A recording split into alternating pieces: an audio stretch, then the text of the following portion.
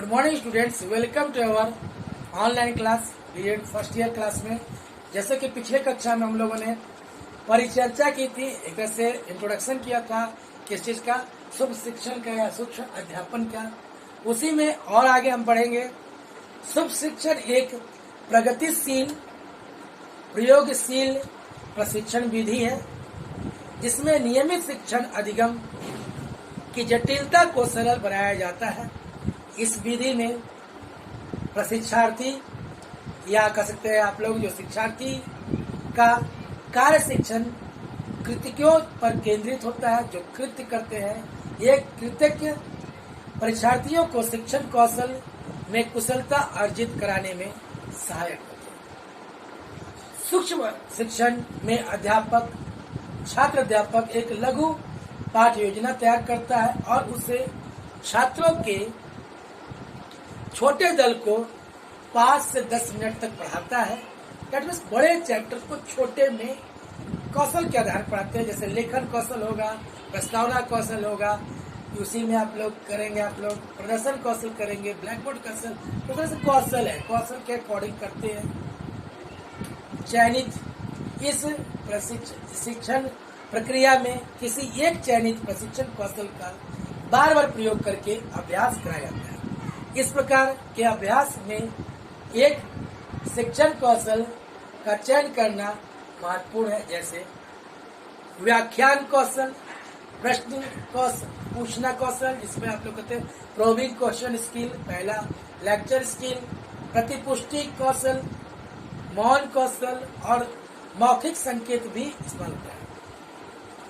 छात्र अध्यापक अपने शिक्षण की प्रतिपुष्टि छात्रों द्वारा भी प्राप्त करते हैं, जिनमें वह एक प्रश्नावली पर उनके विचार लेकर अपने शिक्षण में सुधार लाने का प्रयास करते हैं। इस प्रकार छात्र अध्यापक को जो अनेक स्रोतों से शिक्षण की प्रतिपुष्टि मिलाती है या मिलती है, उसका विश्लेषण कर वह अपने लघु पाठ की पुनर्रचना करता है और पुनः छात्रों के अन्य दल को शिक्षण करता है।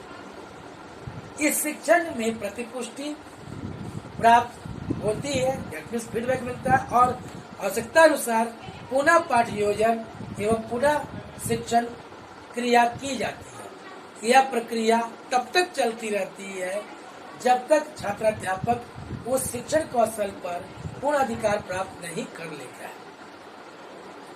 इसका भी एक इतिहास है जिसको हम देखते हैं। सूक्ष्म शिक्षण के एकीकृत सैद्धांतिक प्रत्ययीकरण एवं उसके अनेक घटकों की सैद्धांतिक व्याख्या के स्पष्टीकरण के लिए एक आवश्यक है कि इसके प्रादुर्भाव की भूमिका को समझा जाए। एलन एवं रायल का मत है कि सूक्ष्म शिक्षण उस कला संकाय में निरुत्साहित छात्र की प्रक्रिया में उपज है, जो कहते हैं कि प्रचलित शिक्षक प्रशिक्षण में कुछ लिखने को नहीं है। यह सत्य है कि शिक्षण प्रशिक्षण में अनेक नवीन धाराएं और नवीन विषयों में समावेश होने पर ये रूढ़ी धारा खत्म हुई है। भारतवर्ष में अधिकतर शिक्षण प्रशिक्षण महाविद्यालयों में शिक्षण प्रशिक्षण के पाठ्यक्रम को सामान्यतः 2 भागों में बांटा गया है। पहला सैद्धांतिक अध्ययन और दूसरा शिक्षण अभ्यास, जिसे अध्यापन अभ्यास भी कहते हैं। पहले सैद्धांतिक अध्ययन के तहत इसके अंतर्गत शिक्षा के दार्शनिक, सामाजिक एवं मनोवैज्ञानिक आधार, शिक्षा के इतिहास, मूल्यांकन, शाला प्रशासन, प्रबंधन, पाठ्यक्रम तथा स्वास्थ्य शिक्षा के साथ साथ 2 अध्यापन विषयों के शिक्षण विधियों का अध्ययन करना पड़ता है।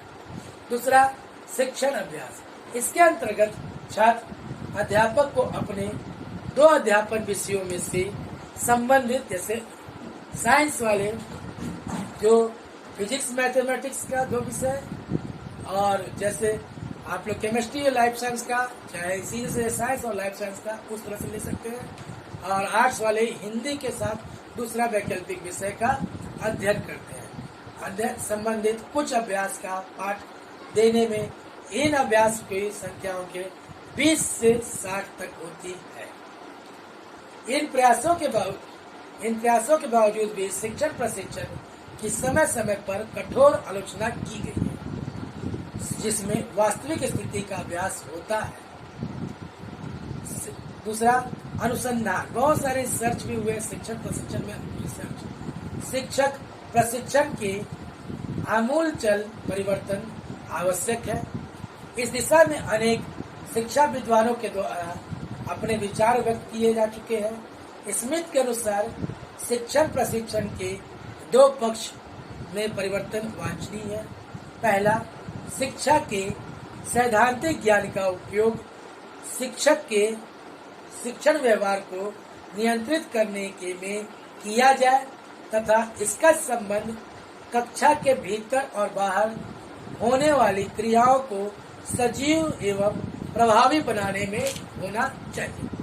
दूसरा, शिक्षण प्रशिक्षण में शिक्षण कौशल का सीखना अनिवार्य हो तथा इनका संबंध छात्रों के अधिगम से होना चाहिए, जिसके द्वारा अधिगम को प्रभावी बनाया जा सके। इन तत्वों का समावेश शिक्षक प्रशिक्षण कार्यक्रम में के संभव है। इस विषय पर आधारित अनेक शिक्षक प्रशिक्षण प्रतिमान बनाए गए हैं और सफलतापूर्वक उनका प्रयोग भी किया गया है। इस प्रकार की प्रणाली का प्रभाव पाठ्यक्रम पर पड़ता है और उनमें संशोधन एवं परिवर्तन आवश्यक हो जाते हैं। इस संदर्भ में निम्नलिखित रूपरेखा प्रस्तुत की गई है। पहला, शिक्षा सिद्धांत तथा उसके शिक्षण अभ्यास से संबंध। दूसरा, शिक्षण कौशल प्रशिक्षण। तीसरा, अभिवृत्ति का विकास। चौथा, विषय वस्तु का शिक्षण एवं उनसे संबंधित शिक्षण विधियों का अभ्यास। पाठ्यक्रम में परिवर्तन के साथ दूसरा क्षेत्र शिक्षण अभ्यास का आता है, जिसमें मूल परिवर्तन की आवश्यकता है। छात्र अध्यापक में शिक्षण कौशल और उनके साथ साथ शिक्षण व्यवहार का भी विकास आवश्यक है। छात्र अध्यापक का प्रशिक्षण मात्र निरीक्षण एवं अनुकरण पर ही निर्भर नहीं होना चाहिए, अपितु उसमें आत्मसिद्धि को ध्यान में रखते हुए दृश्यालेख एवं अन्य उपकरणों का प्रयोग भी अभिष्ट हो।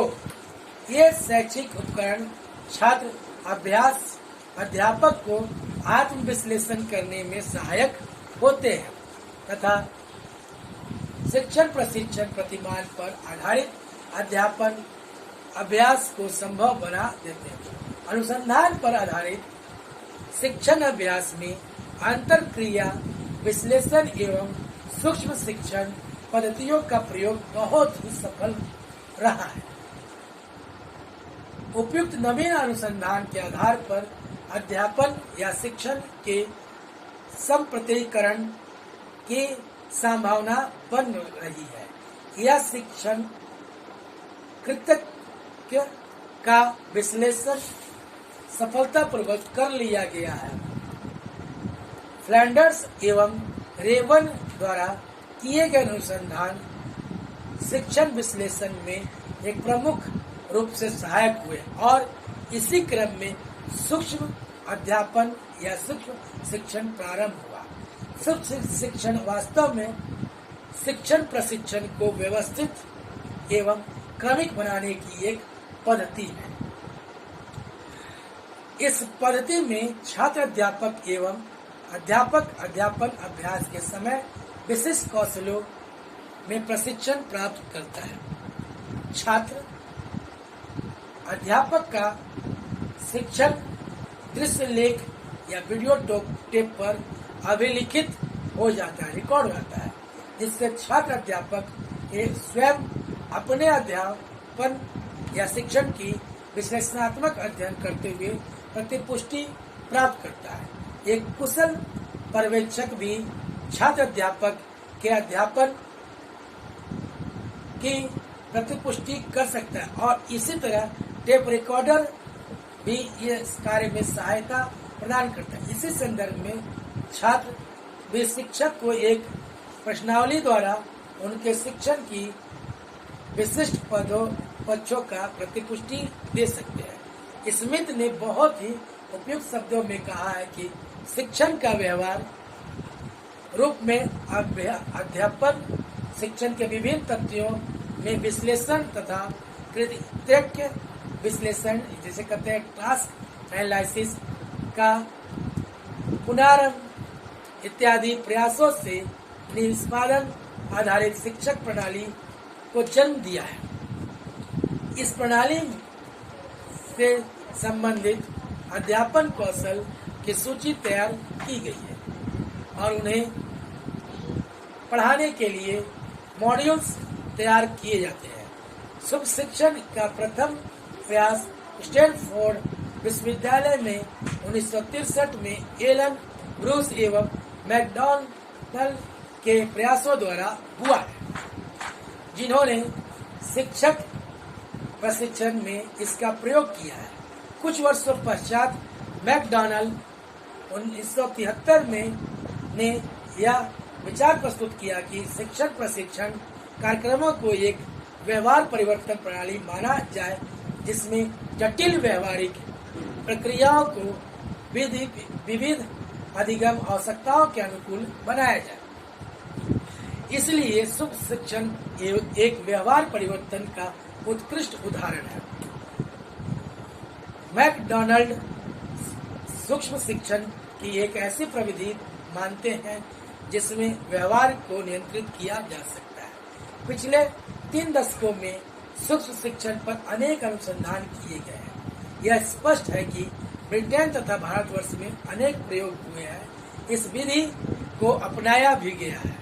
कैपलैंड ने 1982 में संबंधित इतिहास की समीक्षा करते हुए स्पष्ट किया है कि सूक्ष्म शिक्षण पूर्व शिक्षा अभ्यास का एक महत्वपूर्ण प्रयोगशील अनुभव है तथा सूक्ष्म शिक्षण द्वारा शिक्षण कौशल अर्जित किए जाते हैं और साथ साथ सूक्ष्म शिक्षण प्रविधि द्वारा शिक्षण कौशल शीघ्रता से एवं प्रभावी ढंग से सीखे जा सकते हैं तथा शिक्षक द्वारा कक्षा में जिन व्यवहारों का प्रयोग किया जाता है उन्हें इस प्रविधि में व्यापकता मिलती है।